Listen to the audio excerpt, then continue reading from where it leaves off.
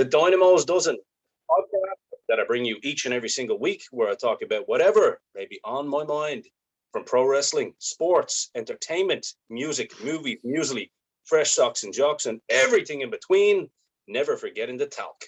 And today it is part 2 of Dynamo Seeks Bigfoot, and I am joined by none other than the great Todd Standing. For anybody who doesn't know who Todd Standing is, you may remember a documentary a couple of years back on Netflix, which basically took Netflix by storm.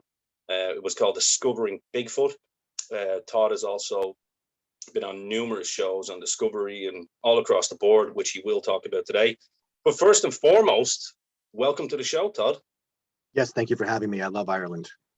Absolutely, it's a pleasure to have you, my friend. Unfortunately, there's probably not enough land over here for any Bigfoots, but every time I go by woods, I try and find it. So, but right. Hey, good luck.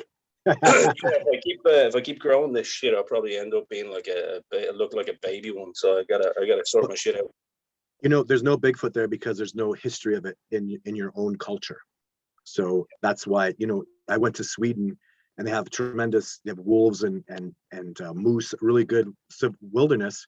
They asked me about Bigfoot. I go, did the Vikings talk about it? If the Vikings didn't see it, then they're not there. You come here to North America, and the indigenous people that are all here all know about it. So it's all in the history. Back in the days, the Irish people, how many thousands of years have they been there? If there's no history of it, it's not there. There's banshees. In fact, there's some Irish people that came here to Canada, and they picked a spot that the Indians called "Don't Go There," and they named it something in the beginning, and they changed it to the Bugaboos. And the Bugaboos in Celtic means big hairy creature in the wilderness, right? Absolutely. So, my surname is Kelly. I'm a full-blown Celt, a man of pagan history, not of Catholic history. So I understand well what you're talking about. First of all, Todd, we said we'd do this in 2 parts. We know that you're going to do a big expedition now next week, so we'll probably revisit part 2 maybe in 3 or 4 weeks. But for my audience that don't know you, or that may have heard negative thing about your work, why don't you? The floor is yours, basically. Why don't you explain a little bit of your history, how you got into searching for Bigfoot, etc., etc. And I suppose. Well, excuse me. I've been a tracker my whole life. I've studied the wilderness my whole life. I grew up in northern Canada, and I studied biology at the University of Alberta in the province of Alberta in Canada. And I knew enough about the biology to be able to go out and say, we were going to prove that there was no ecological niche for a giant primate species to exist. So even, how do you disprove something exists? Well, you prove that it can't, there's no space for it in the ecology to survive. So that was my initial goal. I kept working with the native people. They all knew it was real. So I created a theory that they were all being hoaxed, and maybe there was natives that have been hoaxing this for a long time. And, before I knew it, I realized that I was the ignorant one, and the species clearly existed. And it really, the paradigm shift just changed my life. And I'm at the point now where the discovery is so close that I feel this discovery is enormous. It's going to change the whole world. Millions of people are going to want to know about this species, are going to want to see them interact. Like it's going to bring people back to nature, back to the wilderness. And in wilderness is the survival of our planet. In nature is the survival. And this species they're a hominid indigenous species. They're basically in the world right now. You have human beings that are the most technologically advanced species, and you have Sasquatch, which are the most wilderness advanced species. Their spirituality is wilderness. The spirituality they taught to the native people about the Great Spirit, that beautiful spirituality that native people of North America had, that's taught to them by Sasquatch. That's their, if you want to call it a religion, I'd call it more of a spiritual philosophy. Their connectivity to the earth is beautiful and brilliant. And we're making this. My movie is called Discovering Bigfoot. The discovery is it's here. It's at hand. The technology is going to overwhelm them. Right now, it's just a matter of financing. If I had $2 million, which I nearly have, Discovery Channel jumps on board, or Warner Brothers, or Netflix. All these places I've been, all they have to do is go, here's the financing, go make the movie, and the discovery's done. So the technology exists, and it's a very exciting time knowing that that's why I do these interviews. That's why I'm out there and I go public, is because there is no funding for this. And, you know, with that little bit of money, I mean, literally the $2 million that it would cost to make this discovery happen, the movie's going to make hundreds of millions of dollars. It'll be about the discovery of this species, and it will shake up the whole world. It'll change it in beautiful, brilliant ways. And my God, we need some changes right now. Like, we're getting so, with COVID and separation, and everybody's Black Lives Matter, or you're a Republican or you're a Democrat, and all this separation, and the Sasquatch aren't like that. They're all about the connectivity. They're about the cooperation. They don't understand the deceit and the lies that humans can portray, and that we do to each other.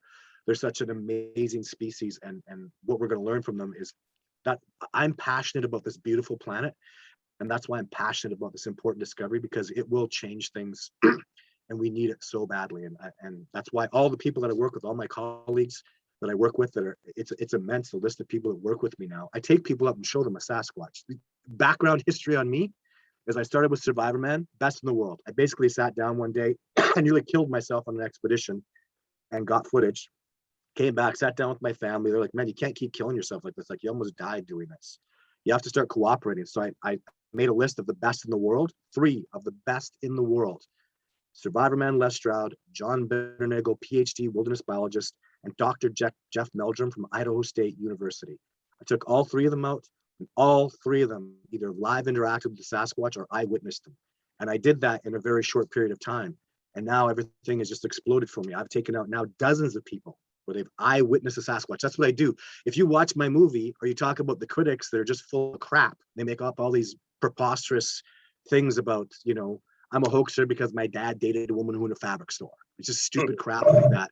But the bottom line is, I tell everybody this, like I told Survivor Man and all the PhDs I work with, don't take my word for it. Come out with me and I will show you a Sasquatch. That's what I do. That's what I did last week. That's what I did a month before. That's what I'm doing next week. I take people out and I show them. They go, oh my God, there's a Sasquatch. I go, yeah, that's what we do. So there's no more disputing it. I'm the undisputed heavyweight champion of the world when it comes to Sasquatch, because not only do I take people out and show them, but it doesn't matter who makes this discovery. My competition, as they'll call themselves, if they make the discovery, I win. If I make the discovery, I win. I cannot be beaten. The species exists. I know they exist. I've filmed them. I have DNA. I've got all the evidence necessary. I've gone to court in Canada and the United States. Yep. I've been to trials over the recognition of the species, and I will win eventually. I'll win. The evidence is overwhelming. So that's what I do, and that's what I'll continue to do. It's never going to stop until this discovery is made. And again, that's why it's so important, right? It's not some new species of gorilla or primate. This is an advanced bipedal intelligent hominid species that is. I'm telling you right now, my big concern is I'm training all these people underneath me, training them as fast as I can, because when the discovery comes, millions of people are going to want to see them, but they won't know how, because literally a civilized person is here. A good tracker, like the old good trackers, are there. I'm here. The old natives are here, and the Sasquatch is here. So we have to find a way to get people that are nothing to understand how a Sasquatch exists and what their reality is and how they survive. They're literally the opposite of us. We like to walk on trails. They hate trails, like to walk in the bush. Everything that they are about wilderness is literally the opposite of us. We are on time. We have to be on schedule. They wake up and relax and get things done when they need to get done. We have all these, like a Sasquatch gets up and watches me. I've seen them. They watch me in the morning. I have to brush my teeth, comb my hair, put my glasses on, get my clothes ready, have breakfast, clean it all up. The Sasquatch is standing there and he goes, I just rolled out from under a tree and I'm ready to go. Who's free, right? And who's the intelligent one? Let me tell you something. They sure hell know we exist. They've been communicating with us for 100 years. They've been trying to communicate with us.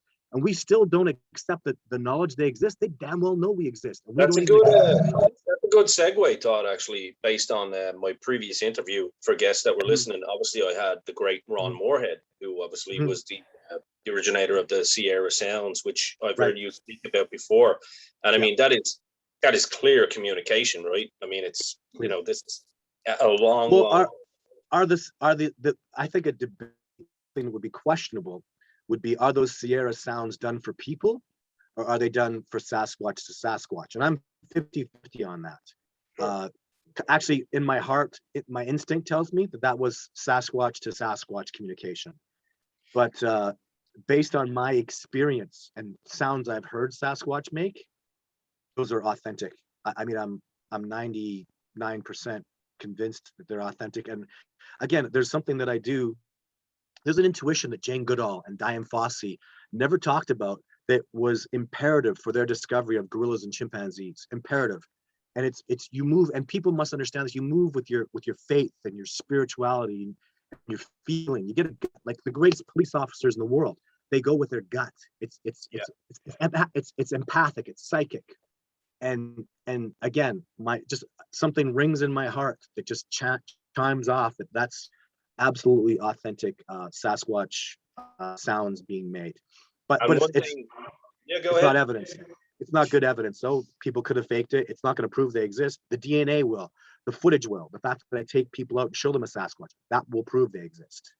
Yeah, one thing that I noticed as well in my kind of inexperience in getting into this kind of thing and kind of looking a little bit deeper into it is that if anybody watches Discovering Bigfoot, you'll find, Todd, you're in a situation at night where you're in the woods on not just one occasion, on a number of occasions, where it's like they seem to kind of be in packs. They're around you, and that kind of makes sense what you're talking about, that it might be Sasquatch to Sasquatch communicating, because Ron said that they always felt like that there was one behind them, or one on this side or one on that side, which is gotta be a really, really fucking scary thing, because when we were watching your movie, we were like, good Lord. There was one part of, obviously, the documentary where you kind of shout at them to get away from you, because you felt, obviously, that they were probably excessively close. What was that like? What was happening specifically was normally they push me out of their habitat, so follow me, and they'll if I go the wrong way, a boulder comes rolling down the hill or a log flies over. Don't want me to go that way, I'll go this way. So they pushed me out. On that day, they were pushing me back in, and so that's why I was flipping out. I'm like, I'm not going back. You're pushing me back in your habitat. They'd never done that before, and like plus an ambush kind of thing. Well, they just wanted me to go back into the wilderness, and I found out later why that is.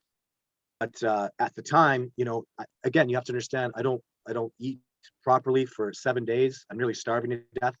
I barely drink anything. So, and I'm sleeping 2 hours a night while physically exhausting myself, hiking at altitudes in the mountains. So I literally will lose like 10 to 15 pounds of muscle, starving myself, busting my ass. These are all the things you have to do to get in and get footage. If you stop eating, you stop defecating. If you ever did tracking in on the most elusive species in the world, you'll find you. If you ever urinate not the way I could urinate was in a creek. That way they can't find it and discover it, right? So I could drink, but I could only, pee in the creek to keep my scent away, right? So there's levels of things that I had to do that created exhaustion, and I just wanted to go home. I was done. I had footage. I was happy with my success. I wanted to go home, and they were pushing me back into the bush, and I didn't want to go. So it was I tell you, it's a lot of people think, oh, he's having a panic attack, he's freaking out. I'm just trying to get rid of them. I'm just trying to it's a little bit of an act. Like when I have my son, that's a bad boy, and I'm trying not to smile because he's a cute little boy, but I gotta act like, oh, that's not okay. And behind his back, I'll smile, right? Yeah. So with them, I was just like, because I know they're not going to harm me. If they want you dead, I'll tell you, they are around you. Ron Moorhead's right. They are always around you. They're always 2 steps ahead of you at least. And if they want you gone, you're gone. Like there's no need to be afraid, because they are in control. They'll make you look one way and get you the other. There's multiple individuals around you at all times.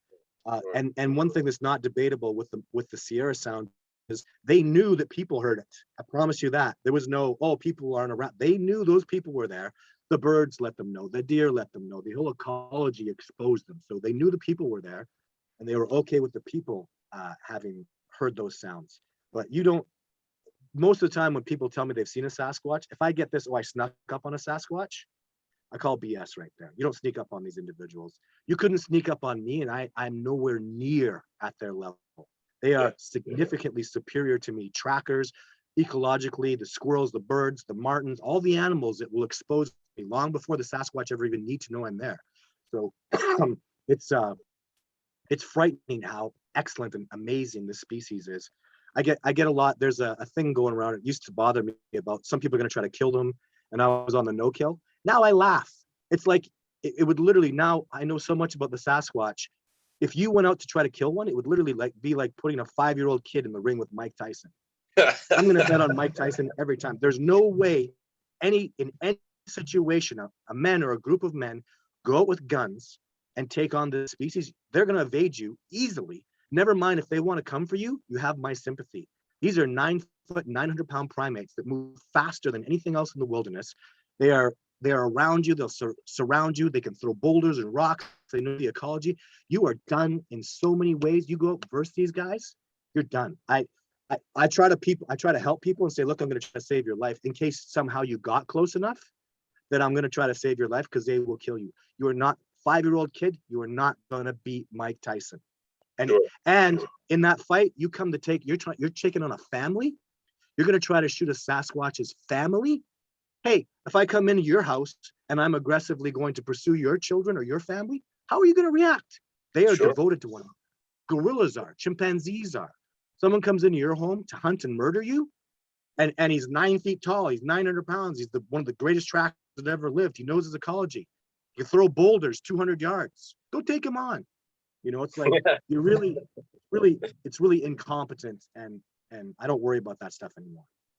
Yeah, no, that makes all the sense in the world to me. Obviously, one of the things for me on a personal level that I wanted to, because obviously the documentary's been around now, so it's not really spoilers as such. And plus, what we're talking about here, it's always well worth watching the show. We're not going to cover your whole great documentary, you know, in a podcast situation where we're talking about your experiences. However, there are 3 in particular. And I know you've got a lot more as well, which you have in the can. So we won't talk about that yet. We will talk about that on the next show. But on this particular documentary, you've got 3. What I like to explain to people is I've showed family members and friends pictures, you know, of the 3 different kind of, I suppose, variants or species of Sasquatch that you found. They all, these 3 in particular, look quite different. And I just want you to explain a little bit, because obviously you've got names for them too, which I think is really cool. I'll watch your shows. The 3 that you kind of, you know, a lot of people think that these are just snapshots that you've got. You're actually filming these guys or girls blinking, moving, breathing, and I mean mosquito coming off one. Yeah. Sucking blood out of him, right? Yeah. I saw that. That was so awesome. Let's talk about the famous one first, which is the kind of big hairy guy, the really big hairy guy. Jake. That's Jake. Well, first, I'm gonna dispute with you. They look different. If you look at their bone structures, their eye separation, their nose, they're the same. I mean, well, sorry, especially. no, I will apologize on that. What I mean is, to the naked eye, they will see that, because I have heard you explain that before. I was just saying it for my guests. That's all. And Jake is a male, so he's got like a beard. He's got more facial hair. Yep. Jane is a female, and she's very young, so her facial expression is tight. She doesn't have as much facial hair. It's a very thin layer. It's not like a nice beard like Jake has. Big brown. And Kubota. So I named Jake and Jane. Kubota's the scary one, right? Kubota was named, or his name was told to me by an Irish lass who saw him. So that's an incredible. I'm assuming that's why you're talking to me, and why I was interested in doing this podcast, because it's an Irish girl named Ina who was picked up by Kubota. He tried to abduct her, and you don't know about this then? No. Oh, okay. So an Irish rugby girl and her boyfriend came up to Canada, and they were playing and vacationing here, and they went on a big hike, and that hike took them at one section through my Sasquatch research area. And what happened was all the details of precisely, so this Kubota Sasquatch came out, smashed her boyfriend, again, does like they do, the guy had bear spray. He owned the situation. The Sasquatch had no trouble latching on to Ina. And then he picked her up after he leveled the boyfriend. He was going back into the bush. And the big male of the group, so Kubota is like, he's more he's not as big. He's maybe 8'4", and a normal Sasquatch like Jake or the main group male of the group, he's over 9 feet tall, like 9'2", 9'4", and they're more muscular. Same body style, but Kubota's like a runtish looking Sasquatch, and his Yeah. physique is a little strange. So, anyways, he latched on to Ina, picked her up the way I've seen Sasquatch pick me up. She explained it very well, and he started walking back in the wilderness, and the big male of the group came out and said, Kubota, pointed to the ground, Iha, Ina. And so he actually knew Ina's name. So the Sasquatch spoke Ina's name. They'd known her name probably by following her for days. Sure. And he told Kubota, put her down. And that's how she told me. And the boyfriend heard it, and she heard it too, very loudly. He said it twice. Kubota, Iha, Ina. And it probably is Iha's probably down, right? And he's pointing to the ground. And Kubota did. He put her down, and then he walked off into the wilderness with that big Sasquatch, all pissed off, smashing trees. And now Ina is coming back. She's been terribly traumatized by that situation, and she's coming back to that area with me. So this girl, she's not with her boyfriend wants nothing to do with this. They're not together anymore. This happened many years ago. But can you imagine, she's watching Discovering Bigfoot on Netflix, and she sees Kubota, and she just, oh, that's the Sasquatch, they grabbed me. That is exactly him. And she showed it to her boyfriend. Yeah, right? I was just going to say, for anybody that wants to know what we're talking about here, you'll see near the end of Discovering Bigfoot that there's a really kind of different looking Sasquatch. He's really kind of dark. He's kind of got really kind of almost evil fucking eyes, I suppose. You can see half of his face. Jet black. Yeah. Well, Kubota, whenever he comes around me, he's cranky. Like, he always looks pissed off at me. He looks really mad. Whereas all the other Sasquatch, I don't feel that hostility from them. So I think it's just that he's the one he's like literally the black sheep of the Sasquatch troop that I study. He's literally, when they're young, they're really black. And as they get older, they brownish up. Kubota never did. He's just jet black. His eyes are black. They don't even look like that. Pupils, his face is all jet black. And, but all you can see of Kubota is like this much. You can't see that he's got hair that kind of looks almost like wolfish, kind of messy. So he doesn't have a nice beard like Jake and the other Sasquatch that I've seen. Mm-hmm. And then his body is clearly a Sasquatch body. And I'll tell you, all three of these Sasquatch, you haven't seen their bodies like I have. Their body shape is identical. Their foot anatomy is identical. Their movements are the same. So they're clearly the same species. You could say if somebody saw my face and saw your face, there's a huge difference. People say, oh, there's different, maybe, I don't know. Your nose is different than mine. Your ears are different. Maybe I'm balding. You have all your hair. You look black. What if you're tanned and I'm pale, right? Sure. So all these things come into play, right? And we're both white people, and there's a difference between us, right? So, but yeah, it's amazing. Like I never actually had a name for him. I called him like the devil Sasquatch. Yes. And then after Ina called me and told me, and man, her accounting, where it happened, everything. I 99.9999% believe her and her story, that Kubota latched on her, picked her up, and it's hard even talking to her and her family about it, because even she has, she's had to go to therapy. That's being picked up by a Sasquatch and abducted like that, and watching her boyfriend just get nailed. Like Kubota just completely owned it. There was no stopping him. And she would have been abducted, taken off in the wilderness if the big dominant male of the troop hadn't come out, told him to put her down. And just the levels of, even how do they know her name? And the answer is they've been following her she was 4 days into that expedition. They've been following her for multiple days. The boyfriend called her Ina all the time, right? Hey, Ina, come over here. Hey, Ina, don't go too far. They knew her name by listening. So they were there watching. The Kubota saw her, watched her. He knew her scent. He knew her mannerisms. He knew about her athletics. He knew she was healthy and strong and beautiful. And that's why Kubota wanted her. And that's what happens when you come into their home. It's their home, man. And that's what happens on expedition with me. You come into their home. If you're sickly, if you're not healthy, if you've got paradigms, if you're cranky, if you're an angry person, they'll stay away from you. And she was so happy, so loving the wilderness. Just the more I talked to her, the more I realized, if I was a Sasquatch, I'd want to latch on to her doctor too. She's a beautiful blonde-haired Irish girl, athletic and strong. You know, most of us would want to take her away and abduct her. So why wouldn't the Sasquatch? We're very good looking people, Todd. Listen, Todd, what we're gonna do, we're gonna kind of wrap up now. We want to just give people a little bit of a taste. We probably get 3 parts out of this if we get Ina on someday, knowing that there's a fellow Irishman as well. And of course, we've spoken off camera about when we come to Calgary. We will be going out with yourself as well. So I will most certainly look forward to that when we can travel again and all that good stuff. But what I would do before we do kind of wrap up, please do kind of plug whatever you need to plug. Obviously on YouTube, you're there. You put up videos on the regular. Sylvanic Bigfoot, which is a channel that people should absolutely go like and subscribe. But I'll let you plug whatever you need to plug.